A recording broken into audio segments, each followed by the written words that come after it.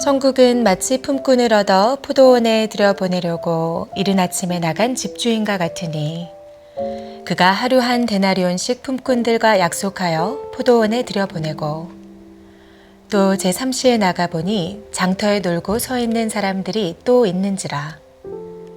그들에게 이르되 너희도 포도원에 들어가라. 내가 너희에게 상당하게 주리라 하니 그들이 가고 제6시와 제9시에 또 나가 그와 같이 하고 제11시에도 나가보니 서 있는 사람들이 또 있는지라. 이르되 너희는 어찌하여 종일토록 놀고 여기 서 있느냐. 이르되 우리를 품꾼으로 쓰는 이가 없음이니이다. 이르되 너희도 포도원에 들어가라 하니라. 저물매 포도원 주인이 청지기에게 이르되 품꾼들을 불러 나중 온 자로부터 시작하여 먼저 온 자까지 삭슬 주라 하니 제11시에 온 자들이 와서 한 데나리온씩을 받거늘 먼저 온 자들이 와서 더 받을 줄 알았더니 그들도 한 데나리온씩 받은지라. 받은 후 집주인을 원망하여 이르되 나중 온 이 사람들은 1시간밖에 일하지 아니하였거늘 그들을 종일 수고하며 더위를 견딘 우리와 같게 하였나이다. 주인이 그 중에 한 사람에게 대답하여 이르되 친구여, 내가 네게 잘못한 것이 없노라. 내가 나와 한 데나리온의 약속을 하지 아니하였느냐. 내 것이나 가지고 가라. 나중 온 이 사람에게 너와 같이 주는 것이 내 뜻이니라. 내 것을 가지고 내 뜻대로 할 것이 아니냐. 내가 선함으로 내가 악하게 보느냐. 이와 같이 나중된 자로서 먼저 되고 먼저 된 자로서 나중되리라.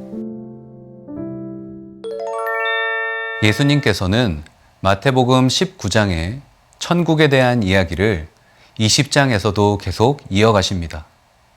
오늘의 본문 1절 말씀에서 예수님께서는 천국 구원의 섭리에 대해 설명하십니다. 특별히 예수님께서는 천국을 포도원의 품꾼을 고용하는 집주인에 비유하십니다. 예수님께서 하신 천국의 비유에는 3가지 주요 소재가 등장합니다. 첫째로 포도원입니다.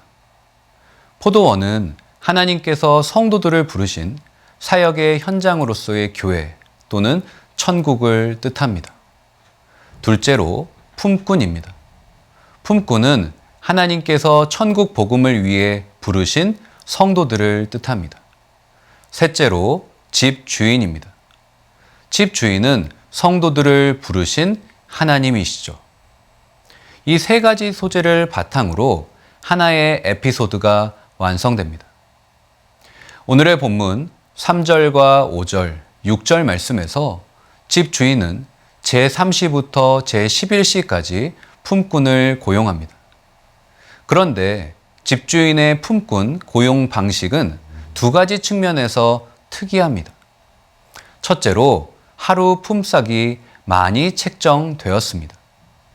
오늘의 본문 2절 말씀에 보시면 집주인은 품꾼들에게 하루 일당으로 1데나리온을 약속합니다. 1데나리온은 로마 군인 또는 노동자의 하루 일당이었습니다. 역사학자들에 따르면 1데나리온은 그때 당시 게스트하우스나 여관 등의 1일 숙박 요금의 약 20배에 해당하는 큰 금액이었습니다. 이처럼 집주인은 품꾼들을 굉장히 후한 값에 고용했던 것입니다. 둘째로 품꾼들이 노동시간과 상관없이 동일한 일당을 받았습니다. 제3시부터 일을 한 품꾼이나 제6시, 9시, 11시부터 일한 품꾼이나 모두가 동일하게 1데나리온씩을 받았습니다.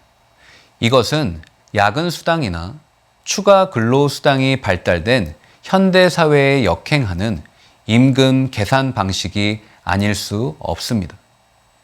이 2가지 특이사항을 통해 우리는 집주인에 대한 중요한 한 가지 사실을 깨닫게 됩니다. 그것은 바로 집주인은 품꾼들을 통해 얻게 될 부가가치보다 품꾼의 존재 가치를 더 소중하게 여겼다는 사실입니다. 그래서 시간과 상관없이 어떻게든 더 많은 실직자들을 자신의 품꾼으로 고용했던 것이죠. 또한 노동시간과 상관없이 하루 일당을 풍성하게 책정해서 모든 품꾼들에게 똑같이 나누어 주었던 것입니다. 천국과 복음 역시 마찬가지입니다. 천국과 복음에는 차별이 없습니다. 천국과 복음은 남녀노소, 빈부 귀천을 따지지 않습니다. 예수님을 먼저 믿은 자나 나중에 믿은 자나 복음의 역사와 능력은 동일합니다. 복음을 믿기만 하면 누구나 다 하나님의 거룩한 자녀가 됩니다. 천국에 당당히 입성하게 되는 것이죠. 혹시 내 마음에 복음을 전하기 싫은 사람이 있습니까? 나와 상관이 없는 사람이라 할지라도, 나에게 상처를 준 사람이라 할지라도 우리는 차별 없이 받은 복음을 차별 없이 전해야 할 줄로 믿습니다. 집주인의 파격적인 고용 방식에 오늘의 본문 12절 말씀에서 먼저 온 품꾼들이 원망을 터뜨립니다. 그들은 당당했습니다. 왜냐하면 자신들은 늦게 온 품꾼들보다 더 많은 돈을 받을 자격이 있다고 확신했기 때문입니다. 그들은 노동시간을 바탕으로 품삯을 계산합니다.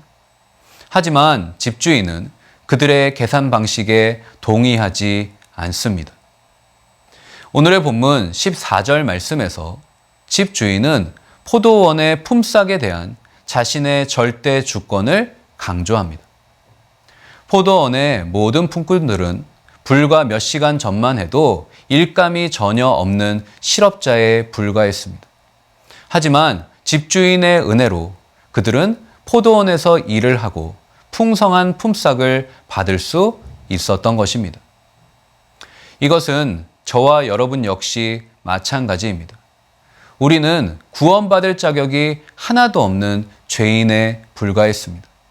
하지만 하나님의 전적인 은혜와 축복으로 나의 모습과 상관없이 우리 모두는 천국 백성이 된 줄로 믿습니다. 그러므로 성도는 하나님께서 내게 베푸신 은혜와 축복을 계산하면 안 됩니다.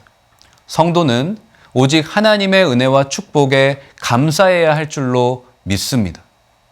오늘 하루도 하나님께서 내게 허락하신 은혜에 감사하며 믿음으로 승리하는 저와 여러분 되시길 주님의 이름으로 간절히 축복합니다. 다 함께 기도하시겠습니다. 하나님, 감사합니다. 오늘 포도원 품꾼의 비유를 통해서 구원받을 자격이 없는 우리를 향한 하나님의 크신 은혜와 사랑을 깨닫게 해주시니 감사합니다. 나의 모습과 상관없이, 나의 공로와 상관없이 하나님께서 베푸신 구원의 은혜가 얼마나 큰 은혜인지를 기억하며 매일의 삶 가운데 감사하는 모든 성도님들이 되게 하여 주시옵소서. 또한 주님께서 베푸신 은혜를 늘 기억하며 나도 그 사랑을 전하여 주변의 많은 영혼들을 주님 품으로 인도하는 아름답고 복된 하루 되게 하여 주시옵소서. 살아계신 예수님의 이름으로 간절히 기도합니다. 아멘.